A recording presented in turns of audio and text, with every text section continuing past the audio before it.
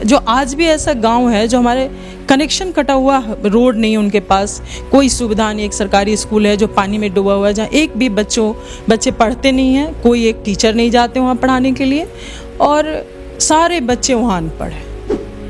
वहाँ के जितने भी पेरेंट्स थे, माता पिता थे, सब ने बोला कि मैडम हमारा सारा बच्चा अनपढ़ बन जाएगा। मुझे इतना तकलीफ़ हुआ, मैं बता नहीं सकती हूँ। मुझे ना गूज़बम्स आ रहे थे कि कहाँ हैं हम और मैं कहाँ बैठी हुई थी। मेरे जैसे लोग की ज़रूरत है इनको। पेंसिल बॉक्स देती हूँ, इसके अंदर एक पेंसिल होता है, इरेज़र होता है, शार्पनर होता है। मैं खुद पैक भी करती हूँ। मुझे अच्छा लगता है कि मैं अपने बच्चों के लिए कर रही हूँ, और ऐसा लगता है मैंने उनको गोद ले लिया है। मेरे बच्चे हैं वो, मुझे ना कनेक्शन फ़ील होता है बच्चों से। 500 बच्चे जो हैं उनसे मेरा कनेक्शन फ़ील होता है। और मेरा सपना है कि मेरा जो शेखपुरा ज़िला है वहाँ का एक भी बच्चा अनपढ़ ना हो, जो दलित हैं, जो गरीब हैं, जो 100 रुपये फ़ीस नहीं भर सकते ट्यूशन का। सरकारी स्कूल के तो स्थिति जान रही हैं आप लोग, सब जान रहे हैं कि सरकारी स्कूलों की स्थिति क्या है आज। पासवान की तुलना तेजस्वी यादव से की जाए तो? नहीं, दोनों अलग अलग हैं, किसी का कोई तुलना आप नहीं कर सकते हैं। दोनों अलग अलग हैं, दोनों की अलग राजनीति है, दोनों का एक जैसा परिवेश है। काफ़ी बड़े बड़े राजनीतिक के बेटे हैं, तो उनको एक दूसरे से तुलना करने की जरूरत नहीं। दोनों अपने अपने जगह पे सही हैं। अपने सपनों की आशिया को दे एक नई पहचान माँ भवानी डेकोर प्राइवेट लिमिटेड के साथ, जो है ऑथराइज्ड डिस्ट्रीब्यूटर ऑफ कजारिया। देश की मिट्टी से बनी टाइल से देश को बनाते हैं, और जहां मिलती है सभी प्रकार के Indian and imported granite, marble, sanitary एवं कोटा स्टोन का अनोखा एवं आकर्षक संग्रह। माँ भवानी डेकोर प्राइवेट लिमिटेड मतलब a complete floor solutions. New 0 mile Dadar road, Muzaffarpur. Call 9934753111। नमस्कार, न्यूज़ हार्ट के इस खास कार्यक्रम में आप सभी का बहुत बहुत स्वागत है। मैं हूँ प्रीति, और ये कार्यक्रम इस मायने में खास है कि हमारे साथ मौजूद हैं एक खास मेहमान, शबनम लता नाम है इनका। शबनम जी, इस कार्यक्रम में आपका बहुत बहुत स्वागत है। धन्यवाद। मैं इनके बारे में आपको बता दूं कि ये गरीब बच्चों में शिक्षा का अलग जगा रही हैं, निःशुल्क कोचिंग सेंटर चला रही हैं। इनके 5 कोचिंग सेंटर चल रहे हैं, वो भी बिल्कुल मुफ्त में बच्चों को पढ़ाया जाता है वहाँ पे। सिर्फ बच्चों के लिए ही नहीं, महिलाओं के लिए भी काम करती हैं। 9 जगहों पर इनका सिलाई सेंटर चल रहा है, जहाँ पे महिलाओं को निःशुल्क ट्रेनिंग दी जाती है। आगे क्या करने वाली है, क्या रणनीति है, और क्या कुछ योजना बना रही हैं अपने भविष्य को लेकर, इन सारे सवालों का जवाब हम जानेंगे। लेकिन उससे पहले ये जानना चाहेंगे कि आप समाज सेविका हैं, तो आपके जहन में ये ख्याल कैसे आया कि गरीब बच्चों को जो है वो इकट्ठा करके उनके लिए कोचिंग का संचालन किया जाए, उन्हें पढ़ाया जाए, और यहाँ तक कि आप मैनर भी सिखाती हैं कि उन्हें कैसे उठना बैठना चाहिए, कैसे बात करना चाहिए, और वो सारे सब्जेक्ट्स आप पढ़ाती हैं जो सरकारी स्कूलों में जिस सब्जेक्ट में बच्चे पीछे रह जाते हैं। सबसे पहले तो मैं अभी बच्चों की बात नहीं करती हूँ, मैं बताती हूँ स्टार्टिंग से कि मेरे जहन में कैसा आया ये ख्याल। मैं अभी लास्ट पंचायती राज चुनाव में मैं इलेक्शन लड़ी थी, जिला परिषद का मैंने चुनाव फाइट किया था। शेखपुर सराय हमारा प्रखंड हुआ, शेखपुरा ज़िला से।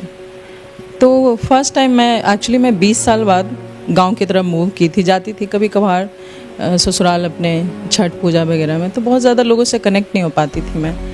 तो 20 साल बाद जब जहन में आया कि मुझे अब शायद कुछ और जिम्मेदारी है जो मुझे पूरी करनी है, तो मैंने ये चुनाव लड़ा। बेसिकली अगर कहो तो आप, मैं गई थी पॉलिटिक्स करने ही, पर मैं जब पहला राउंड घूमी तो मुझे लगा कि ठीक है, कर लेते हैं, चुनाव ही तो लड़ना है। और दूसरा राउंड जब मैं घूमी तो मैं जैसे जैसे घूमती गई मुझे लगता गया कि ये कहाँ हैं हम, 21वीं सदी में आ गए, और कितना पिछड़ा हुआ है हमारा गांव, जहाँ कहीं सड़क नहीं है, जहाँ सारे बच्चे अनपढ़ हैं, जहाँ महिलाएं जागरूक नहीं हैं, जहाँ महिलाएं आत्मनिर्भर नहीं हैं।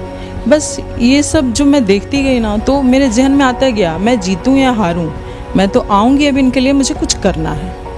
तभी मैंने सोच लिया कि मुझे अब कुछ करना है महिलाओं के लिए, बच्चों के लिए, युवाओं के लिए जो इतने बेरोजगारी से जूझ रहे हैं। तो उस समय ये जहन में ख्याल आया, और मैं एक गांव गई थी, नीरपुर गांव, जो मैं 2 किलोमीटर पैदल चल के गई थी, बिल्कुल पानी में चल के गई, जहाँ रोड नहीं है। आप अब सोच सकते हैं कि लोग मुझे बोले कि मैडम वहाँ नहीं जाइए क्योंकि बहुत तकलीफ़ होगी जाने में। तो मैं हिम्मत तो कर ली। मैं गांव जब पहुंची तो मुझे लगा मुझे एक दिन में इतनी तकलीफ़ हो रही है, हर दिन ये झेलते हैं गांव वाले।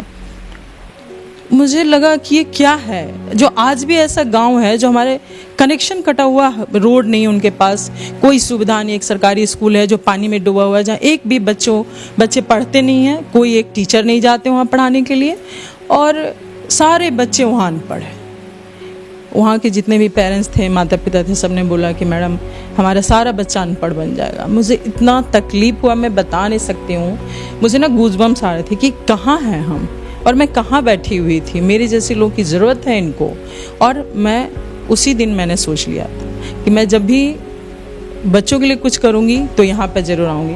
पर मेरे लिए दुर्भाग्य की बात है कि भाई मैं वहाँ खोली नहीं हूँ, पर मुश्किल से 1 महीने के अंदर मैं वहाँ कोचिंग सेंटर स्टार्ट कर दूँगी, जहाँ पे बच्चों को पढ़ाएंगे हम लोग निःशुल्क, और उसी गांव के लड़कों को रखेंगे जो बाहर से पढ़ के बैठ के वहाँ बेरोजगार बैठे हुए हैं, उन्हीं को रखूँगी ताकि वो उनको पढ़ाए निस्वार्थ भाव से।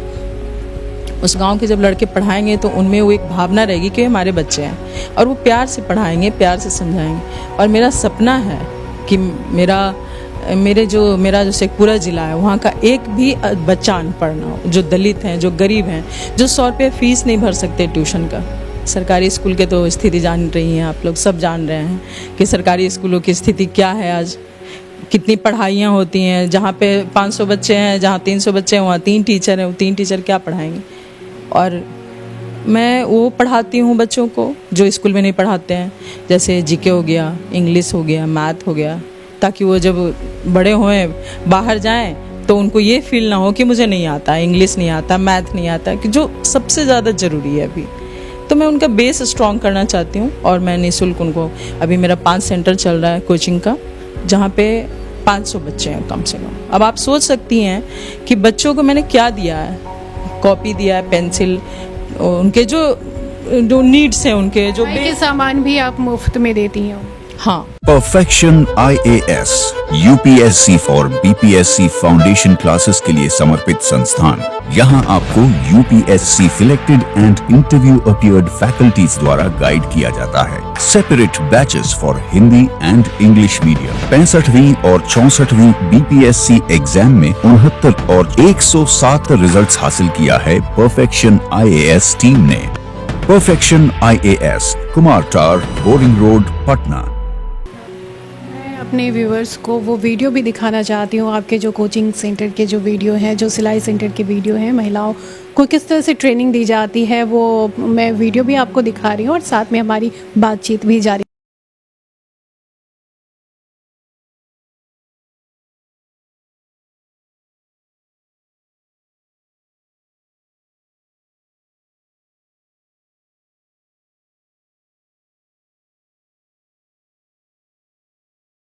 बच्चों को एक्चुअली देखिए क्या है, वो मैं उनको जब ये देती हूँ, एक पेंसिल बॉक्स देती हूँ, इसके अंदर एक पेंसिल होता है, इरेज़र होता है, शार्पनर होता है।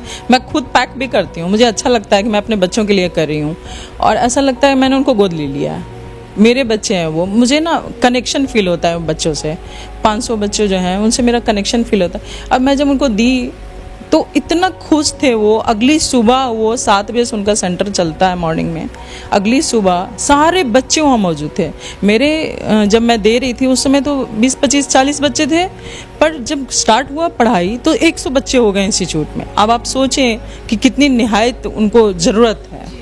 यानी ग्राउंड पे काम करते हुए अगर कोई नेता बनता है तो सच्चे मायने में वही असली समाज सेवक हो सकता है, सच्चा समाज सेवक हो सकता है, क्योंकि उन्हें सब कुछ मालूम होता है कि गांव में लोगों की ज़िंदगी कैसी होती है, क्या उनकी ज़रूरतें हैं, क्या काम करे, किस तरह से उनकी ज़रूरतों को पूरा की जाए। इनकी पहचान जो है, इन सारी चीज़ों की पहचान उन्हें होती है। तो आप ये बताइए कि राजनीति में क्यों आप जाना चाहती हैं? राजनीति तो देखिए मुझे बचपन से विरासत में मिला है, क्योंकि मैं इसी परिवेश में पली बढ़ी हूँ। मेरे फादर 3 बार विधायक रह चुके हैं, सतीश कुमार, उनको कौन नहीं जानता है। तो मैं उसी माहौल में रही हूँ। मेरा शौक़ तो बचपन से था कि मैं इसी क्षेत्र में जाऊं, क्योंकि मुझे लगता था कि मैं पापा के जैसे कर सकती हूं काम। मेरे पापा बहुत ही ज़मीनी स्तर से काम किए, गरीबों के लिए, गरीबों के उत्थान के लिए बहुत सारा काम किए। तो मैं भी उनसे, मेरा भी मकसद, मैं चाहती तो मैं भी ऊपर से उठ सकती थी राजनीतिक में, लेकिन मुझे कनेक्ट होना था उनसे, उनके तकलीफ़ को जीना था, ताकि मैं उनके लिए बाद में काम कर सकूं। अगर मेरे पास कोई पावर आता है तो मैं और अच्छे से काम करूंगी। ये नहीं कि मेरे पास पावर आ गया तो मैं बैठ जाऊंगी जाकर कि भाई चलो हो गया बस काम खत्म। नहीं, इसीलिए मैं लोगों से मिलती हूँ, लोगों के लिए दुख दर्द में उनके साथ रहती हूँ, लोगों के लिए जीना चाहती हूँ, ताकि मुझे बाद में ये फील हो कि नहीं वो तकलीफ़ में है। जब तक उस तकलीफ़ को आप जिएंगे नहीं तब तक आप उनके लिए काम नहीं कर सकते। इसलिए मैं उनके साथ जुड़ी हुई हूँ और जुड़ना चाहती हूँ मैं। लेकिन आपके पिताजी तो लोजपा से हैं, तो आप किस पार्टी में जाना चाहेंगे? देखिए अभी मैंने प्लानिंग किया? अभी मैंने कुछ सोचा नहीं, कोई प्लानिंग नहीं है हमारा। और जब मैं इलेक्शन भी फाइट की थी तो भी मेरा कोई ऐसा कोई प्लानिंग नहीं था, बस चलते गए, मैं चलते गई। अभी मेरा ऐसा कोई हाँ, राजनीति में आना है ये तो मुझे पता है, लेकिन किस पार्टी में जाना है ये अभी नहीं मुझे पता है। मैं अभी डिसाइड ही नहीं कर सकती ना, क्योंकि मैं हमारे जो आसपास के हमारे जो युवा हैं, हमारे कार्यकर्ता जो रहे एकदम निस्वार्थ भाव से जो हमारे साथ काम किए, अब उन लोग का भी विचार मैं जानूंगी। वो लोग खुद एक मीटिंग करना चाहते हैं कि मैडम एक मीटिंग करते हैं हम लोग, आपको अपने सर्वसम्मति से हम लोग आपको नेता चुनना चाहते हैं, तो वो लोग भी मुझे बताएं, उन लोग का देखें मनोदशा क्या है, तभी मैं भी कुछ सोचूंगी। अच्छा, आप जिला पार्षद से चुनाव भी लड़ चुकी हैं, क्या पोजीशन रहा? मेरा 2nd पोजीशन था, काफ़ी कम मार्जिन से मैं जीती हूँ। अब मुझे लगता है मैं जीत के हार गई हूँ, लोगों को दिल को मैंने जीता है। तो इतना अच्छा रहा है आपका वहाँ पे, मतलब ये इससे तो साबित होता है कि काफ़ी अच्छा प्रभाव है आपका वहाँ। तो आपको तो बाकी पार्टियों की तरफ से भी ऑफर जो है वो मिलती हो? नहीं, अभी ऐसा कुछ मुझे मिला नहीं है। कार्यकर्ता लोग ही बोलते हैं कि इस पार्टी में आ जाइए, उस पार्टी में आ जाइए। जो उस पार्टी के कार्यकर्ता लोग, मुझे कुछ लोग बुलाते हैं कि आ जाइए, पर मुझे लगता है ऐसे ही मैं जाके मैं कहीं बंधना नहीं चाहती। अभी मैं फिलहाल ग्राउंड लेवल पे काम करना चाहती हूँ। लेकिन आपके पिताजी 3 बार विधायक रह चुके हैं, आपको ग्राउंड लेवल पे काम करने की क्या ज़रूरत है? आपका बेस तो पहले से तैयार है। बिल्कुल, ये सही बोल रही हैं। वही मैंने बोला ना कि मुझे लोगों से कनेक्ट होना है। जो ग्रामीण क्षेत्र के परिवेश में जो महिलाएं हैं, बच्चे हैं, युवा हैं, जो इतना पिछड़ापन है, मैं उनसे जुड़ के उनके लिए काम करना चाहती हूँ। मैं चाहती तो बिल्कुल मैं ऊपर से उठ सकती थी राजनीति में, मुझे विरासत में मिला है, लेकिन मैं वो नहीं करना चाहती कि मैं एकदम बस वो कहते हैं ना चांदी का चम्मच लेके पैदा हुए और ऊपर ही उठ गए। नहीं, मुझे वो नहीं करना है। मुझे लोगों के लिए काम करना है, मुझे लोगों के लिए जीना है। मेरे वो इतने बच्चे हैं, मैं पूरा जिला का, अभी तो फिलहाल मैं वही जिला की बात कर रही हूँ कि मुझे कम से कम 10,000 बच्चों को मुझे प्रशिक्षित करना है, 10,000 महिलाओं को मुझे प्रशिक्षित करना, आत्मनिर्भर बनाना है। लेकिन बिहार में आप किस पार्टी से ज़्यादा प्रभावित हैं? मुझे ऐसे किसी पार्टी ने बहुत प्रभावित नहीं किया है। सब अपने अपनी कुर्सी बचाने में लगे हुए हैं, सब अपने अपने राजनीति करते हैं, सब लोग अपने तरीके से राजनीति कर रहे हैं। फिलहाल मैं फ्यूचर में देखूंगी किन से मैं प्रभावित हूँ और मैं किन के पास जाऊंगी। अभी पासवान कैसे लगता है आपको? ठीक है, अच्छे हैं, फ्यूचर में काफ़ी अच्छा कर सकते हैं वो। मैं उनसे थोड़ा प्रभावित हूँ क्योंकि यंगस्टर हैं, हम लोग युवा हैं अभी, तो थोड़ी सी तो है। ठीक है, देखते हैं फिर। पासवान की तुलना तेजस्वी यादव से की जाए तो? नहीं, दोनों अलग अलग हैं, किसी का कोई तुलना आप नहीं कर सकते हैं, दोनों अलग अलग हैं। दोनों की अलग राजनीति है, दोनों का एक जैसा परिवेश है, काफ़ी बड़े बड़े राजनीतिक के बेटे हैं, तो उनको एक दूसरे से तुलना करने की ज़रूरत नहीं, दोनों अपने अपने जगह पे सही हैं। तो आप मुझे ये बताइए कि अभी जो बिहार में राजनीति जो बदलाव जो हुई है राजनीति में, तो उसको आप कैसे देख रही हैं? तो राजनीति तो बदलाव का ही रूप है ना, वो बदलते रहता है। राजनीति का काम ही है करवट बदलते रहना, कभी इस करवट कभी उस करवट। और ये अचानक से ये बदलाव आ जाए तो? नहीं, मौसम भी अचानक ही बदलता है। आप आज देखिए, सुबह में गर्मी थी, दोपहर में बारिश हो रही है, तो ये अचानक बदलाव होते रहता है राजनीति में, ये सब चलता रहता है। क्योंकि को आप मौसम की तरह आप देख रहे हैं? मैं बचपन से देख रही हूँ राजनीति में इतनी बदलाव आती है, मैंने पल पल बदलते देखा है राजनीति। क्योंकि मैं पापा के पास ही रहती थी, तो मैं अक्सर देखती थी, सुबह कुछ और है राजनीति में, शाम में कुछ और हो गया। तो ये तो बदलाव तो नियति है। तो आपको नीतीश कुमार जी कैसे लगते हैं? आप कितना प्रभावित हैं उनसे? अब मैं शुरू में 10 साल इनसे काफ़ी प्रभावित रही, काफ़ी अच्छा काम किया इन्होंने, महिलाओं के लिए भी काम किया, हर क्षेत्र में इन्होंने बहुत बिहार को कहाँ से कहाँ ले गए विकास की ओर। पर फिलहाल कुछ दिन से थोड़ा सा मुझे लगता है यहाँ का राजनीति बहुत अजीब करवट ले रही। मुझे भी समझ नहीं आती है कि जनता का जो जनता जनार्दन का जो जनादेश है उसके खिलाफ भी कुछ हो जाता है। पर ठीक है, अभी लोग काफ़ी एक्सपीरियंस है, अभी मैं बहुत छोटी हूँ उस मामले में, मैं बहुत ज़्यादा कमेंट्स नहीं कर सकती हूँ। अच्छा, आपने कहाँ तक पढ़ाई की? मैंने ग्रेजुएशन भी किया है, पटना यूनिवर्सिटी ग्रेजुएशन किया है। प्रारंभिक शिक्षा तो मेरी गांव से हुई, मैं 7th क्लास तक गांव में, उस समय स्कूल में पढ़ाई भी होती थी गवर्नमेंट स्कूल्स में।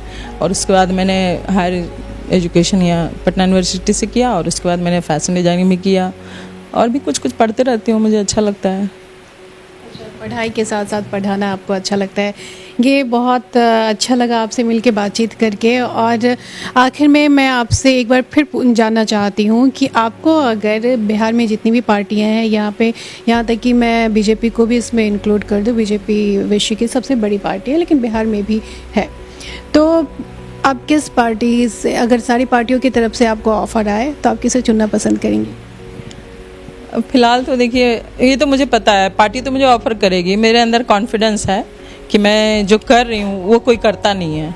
ये मेरा अंदर आत्मा, मेरी अंदर आत्मा की आवाज़ है, मैं जो कर रही हूँ वो अलग मैं कर रही हूँ बहुत। तो लोग बुलाएंगे मुझे, लेकिन कहाँ जाऊँगी, किस पार्टी में जाऊँगी, ये मुझे अभी नहीं पता। मैं वो बाद में ही बता सकूँगी जब मैं डिसाइड कर लूँगी। आप राज नहीं खोलना चाहती हैं? अब यही समझ लीजिए। किस पार्टी में जाना है अभी नहीं बताना है। हालांकि प्लानिंग तो इनकी होगी ही, प्रभावित तो हर कोई होता है किसी न किसी पार्टी से, लेकिन अभी ये बिल्कुल भी नहीं बताना चाह रही हैं हमें, खास करके व्यूअर्स जो हैं उन तक जो है राज नहीं खोलना चाहती हैं। हम फिर जानेंगे क्योंकि चुनाव भी बहुत जल्द आने वाला है, 2024 का चुनाव आने वाला है, उसके बाद 25 में विधानसभा चुनाव होगा। आप राजनीति में आ चुकी हैं और चुनाव में तो आप फाइट करेंगी ही, तो हमें पता चल ही जाएगा। तो बहुत अच्छा लगा आपसे मिलके, आपसे बातचीत करके, और आप हमारे ऑफिस में आई, हमसे बातचीत की, इसके लिए आपको बहुत बहुत शुक्रिया।